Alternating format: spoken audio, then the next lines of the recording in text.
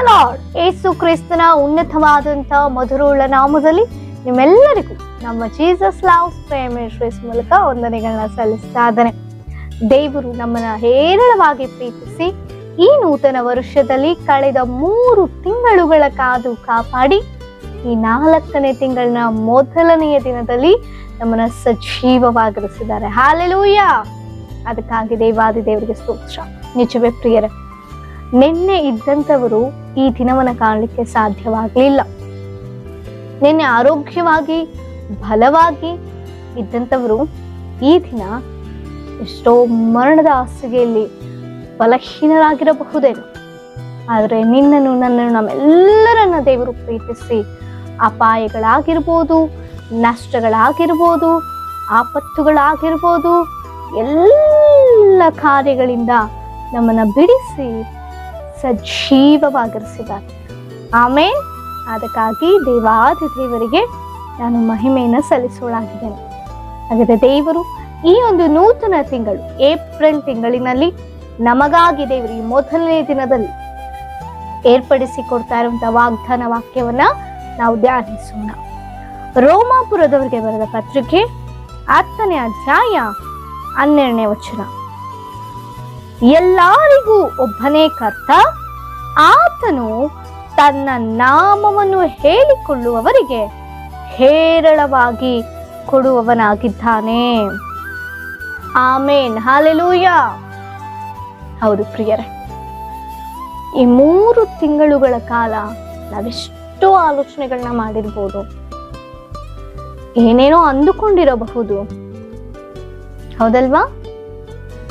ಅದು ನೆರವೇರದ ಸ್ಥಿತಿಯಲ್ಲಿ ಕೂಡ ಇರಬಹುದು. ಕೆಲವೊಬ್ಬರಿಗೆ ಅಲ್ಪವಾಗಿ ಅದು ಹೊಂದಿಕೊಂಡಿರಬಹುದು. ನಾವು ಕೇಳಿದವುಗಳಲ್ಲೂ, ನಾವು ಆಲೋಚನೆ ಮಾಡಿದವುಗಳಲ್ಲಿ ನಾವು ಹೊಂದಿಕೊಳ್ಳದ ಸ್ಥಿತಿಯಲ್ಲಿ ಇರಬಹುದು. ಆದರೆ ಅನೇಕ ಸಂದರ್ಭದಲ್ಲಿ ನಾವು ನಮ್ಮ ಆಲೋಚನೆಗಳು, ನಾವೇನು ಮಾಡಬೇಕು, ನಮಗೆ ಬರಬೇಕಾದಂಥ ಆಶೀರ್ವಾದಗಳು ಕುರಿತಾಗಿಯೋ, ನಾವು ತೆಗೆದುಕೊಳ್ಳಬೇಕಾದಂಥ ಕೆಲವು ಕಾರ್ಯಗಳ ಕುರಿತಾಗಿಯೋ ಅನೇಕ ಮನುಷ್ಯರ ಬಳಿಯಲ್ಲಿ ಹೇಳಿಕೊಳ್ತಾ ಇರ್ತೇವೆ. ಯಾಕೆಂದ್ರೆ ಅವರಿಂದ ಏನಾದ್ರು ಒಂದು ಸಹಾಯವಾಗ್ಬೋದೇನೋ ಅನ್ನುವಂತ ನಿಟ್ಟಿನಲ್ಲಿ.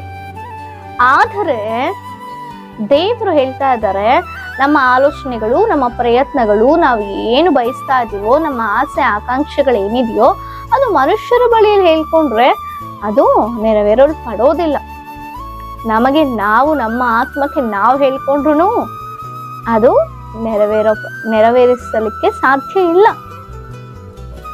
ಆದರೆ ಎಲ್ಲರಿಗೂ ಕರ್ತನಾದಂತ ಕ್ರಿಸ್ತ ಯೇಸುವಿನಲ್ಲಿ ನಾವು ನಂಬಿಕೆ ಇಟ್ಟು ನಾವು ಯೇಸುವಿನ ನಾಮವನ್ನ ಉಚ್ಚರಿಸಿ ಮಾತನಾಡುವಾಗ, ಉಚ್ಚರಿಸಿ ಅರಿಕೆ ಮಾಡುವಾಗ ಖಂಡಿತವಾಗಿಯೂ ದೇವರು ವಾಕ್ಯ ಸ್ಪಷ್ಟವಾಗಿ ತಿಳಿಸ್ತಾ ಇದೆ, ಹೇರಳವಾಗಿ ಕೊಡುವವರಾಗಿದ್ದಾರೆ.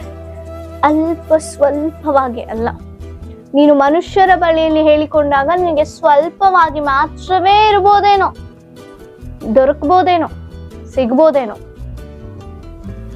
ಆದರೆ ನಿನ್ನನ್ನ ಪ್ರೀತಿಸುವಂತ, ನಿನ್ನನ್ನ ನೋಡ್ತಾ ಇರುವಂತ, ನಿನ್ನ ಎಲ್ಲಾ ಬಯಕೆಗಳನ್ನ ಈಡೇರಿಸುವಂತ ಯೇಸುವಿನ ಬಳಿ ಬಂದು ಯೇಸು ಎಂಬ ನಾಮದಲ್ಲಿ ನೀನು ಪ್ರಾರ್ಥಿಸುವಾಗಲೂ, ಯೇಸು ಎಂಬ ನಾಮದಲ್ಲಿ ನೀನು ಮಾತನಾಡುವಾಗಲೂ, ಯೇಸು ಎಂಬ ನಾಮ ನೀನು ಸ್ಮರಿಸುವಾಗಲೂ ದೇವರು ಉನ್ನತವಾಗಿ ಹೇರಳವಾಗಿ ಆಶೀರ್ವದಿಸುವಂತ ದೇವರಾಗಿದ್ದಾರೆ.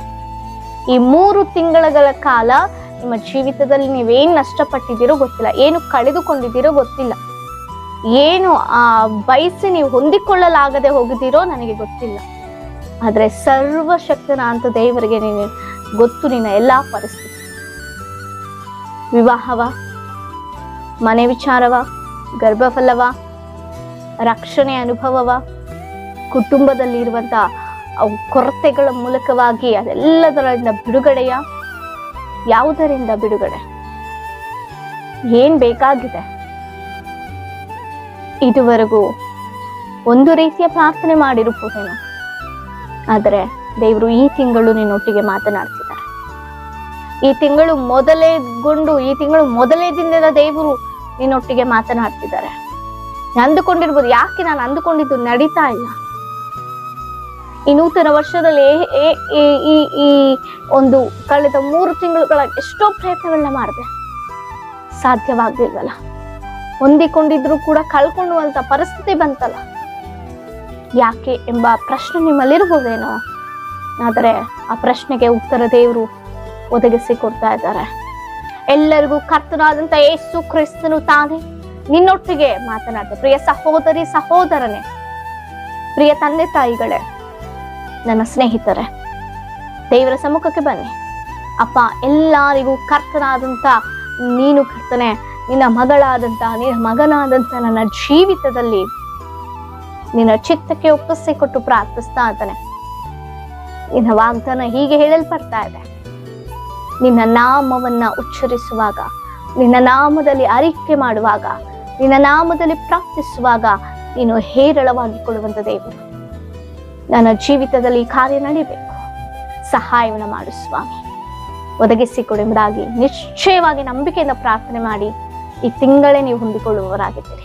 ಆಮೇನ್, ಹಲ್ಲೆಲೂಯಾ. ದೇವರಿಗೆ ಸ್ತೋತ್ರ. ಈ ವಾಗ್ದಾನ ಮೂಲಕ ದೇವರು ನೀವೆಲ್ಲರನ್ನ ಆಶ್ವಸ್ಲಿ. ಈ ತಿಂಗಳೆಲ್ಲ, ಈ ಜೀವನ್ ಪರ್ಯಂತವೆಲ್ಲ ಈ ವಾಗ್ದಾನ ಮೂಲಕ ದೇವರು ನಮ್ಮನ್ನ ಬಲಪಡಿಸ್ಲಿ. ನಾವು ಕೂಡ ಅದೇ ರೀತಿಯಾಗಿ ಜೀವಿಸುವಂತೆ ಕೃಪೆಯನ್ನು ಒದಗಿಸಿಕೊಡಿ. ನಿಮ್ಮ ಏನೇ ವಿಜ್ಞಾಪನೆಗಳಿದ್ರು ಕಾಮೆಂಟ್ಗಳ ಮೂಲಕ ತಿಳಿಸಿಕೊಡಿ. ನಿಮಗಾಗಿ ನಾವು ಪ್ರಾರ್ಥಿಸುವವರಾಗಿದ್ದೇವೆ.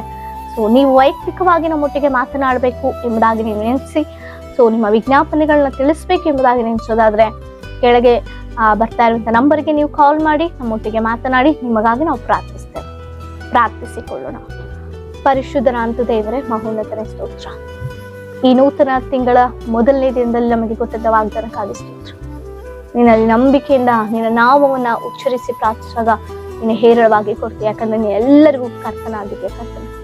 ಅದಕ್ಕಾಗಿ ಸ್ತೋತ್ರ. ಯಾರೆಲ್ಲ ಈ ಒಂದು ವಾಗ್ದಾನವನ್ನ ಅಂಗೀಕರಿಸಿ ನಂಬಿ ನಿನ್ನಲ್ಲಿ ಬೇಡಿಕೊಳ್ಳುವವರಾಗಿದ್ದಾರೆ, ಅವರೆಲ್ಲರಿಗೂ ಅವರ ಜೀವಿತದಲ್ಲಿ ಬೇಕಾದದ್ದೆಲ್ಲವನ್ನ ಹೇರಳವಾಗಿ ಒದಗಿಸಿಕೊಟ್ಟು ನಡೆಸು. ಯೇಸುವಿನ ನಾಮದೆಲ್ಲ ಬೇಡಿ ಹೊಂದಿದ್ದೇವೆ ಪರಲೋಕದ ತಂದೆ. ಆಮೇನ್. Praise the lord.